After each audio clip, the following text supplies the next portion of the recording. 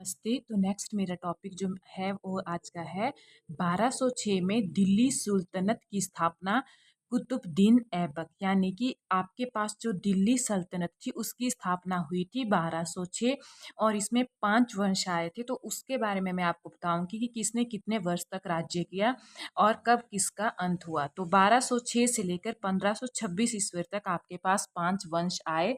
तो sequence wise हम इन सब के बारे में पढ़ेंगे। फर्स्ट था गुलाम वंश, ममलोक वंश जो कि हमारे पास चला 1206 से लेकर 1290 तक। सेकंड था खिलजी वंश 1290 से 1320 तक। थर्ड था तुगलक वंश 1320 से 1414 तक, जो सबसे ज्यादा चला था यानी कि 94 वर्ष जो चला था। फिर शैद्य वंश आया जो 1414 से 1451 तक चला था, जो कि सबसे कम चला हुआ था। फिफ्थ था हमारे पास लोधी वंश जो कि हमारे पास 1451 से लेकर 1526 तक रहा था, जिसको अफगान वंश भी बोलते हैं। तो सबसे पहले गुलाम वंश के बारे में इंपॉर्टेंट जान लेते हैं। तो जो कुतुबुद्दीन ऐबक जो 1206 से 1210 तक था, अब राजधानी इसकी थी लाहौर। दरबारी था हसन निजामी, फारसी कवि था। ये कौन था? फारसी कवि था। और भारत में पहला मस्जिद भी किसने बनवाया था? किस नाम से था? कुबुत उल इस्लाम ने बनाया था, जैन और विष्णु मंदिरों को तोड़कर। अजमेर में 2.5 दिन का झूमपड़ा जो लाइब्रेरी को तोड़कर। और उसके बाद प्रसिद्ध सूफी संत कुतुबुद्दीन बख्तियार जो था वो काकी के नाम पर कुतुब मीनार का निर्माण एक वेधशाला पर किया था, जो कि 2 मंजिली था। कितनी मंजिली था? 2 मंजिली था। नेक्स्ट आपके पास है यहाँ पे 1208 में गुलाम वंश गुलाम की दास्ता से मुक्ति मिली। इसकी उदारता के कारण इसे लाख वक्ष हातिन ताई बोलते थे। कुरानों की आयत अच्छे से पढ़ने के कारण इसे कुरान खजाम भी कहते थे। भारत में इसका सहायक बख्तियार खिलजी था। और 1210 में कुतुबुद्दीन ऐबक की मृत्यु लोहार से पोलो खेलते हुए घोड़े से गिरकर हुई थी। मकबरा बनाया गया था इसका लोहार में। आराम शाह 1210। और उसके बाद इतुमिशिन जो आपके पास शमशुद्दीन इल्तुतमिश 1210 से 1236 के बीच में इसका रहा। यह कुतुबुद्दीन ऐबक का दामाद और गुलाम था, इसीलिए इसे गुलामों का गुलाम बोला जाता था। शासक बनने से पहले दिलापुर यानी कि जो बदायूं का सूबेदार था। अब इसके क्या क्या रोल थे, कब तक इसका राज्यकाल चला? तो 1215 में इसने थर्ड युद्ध किया था। तराइन थर्ड युद्ध हुआ था किस किस के बीच में?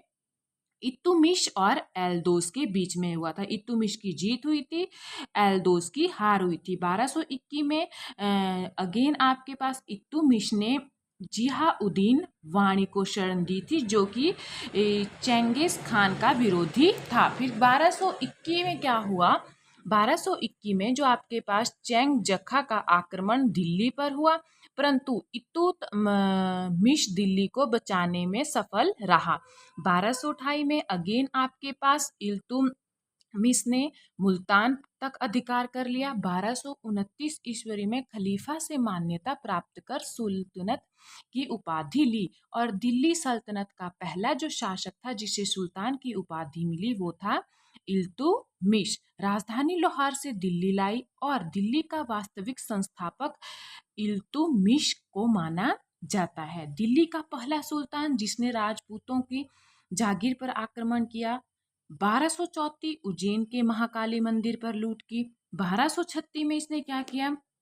बामियान के इल्तुतमिश की मृत्यु से पहले यह जो था रजिया सुल्तान को शासिका घोषित कर दिया था। अब उसके बाद आपके पास कुछ ऐसे इंपॉर्टेंट वर्ड हैं, फ्लोइंग वर्ड जो इसने किए थे, सॉरी कुछ ऐसे काम हैं जो इसने किए थे।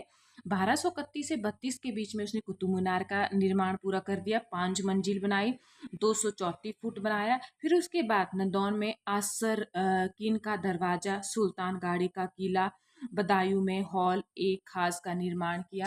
उसके बाद इसने क्या क्या किया? उसके बाद इसके जो आपके पास father of tomb building in, ये कौन था? गुम्बद नुमा इंडिया का इल्तुतमिश। क्वाइन क्या था? तांबे का जीतल। चांदी का टंका। टकसाल क्या था? सबसे पहले टकसाल स्थापित कहाँ पे किया गया? दिल्ली में। इसके दरबार में मिनहाज उल सिराज था, यानी कि मिलहाल उल जो सिराज था, इसका क्या मतलब हुआ? तबकात ए नासिर। कई बार एग्जाम में सीधे पूछा जाता है मिनहाल उल सिराज का क्या मतलब है, तो आप सीधा लिख लेंगे तबकात ए नासिर पे टिक लगाएंगे।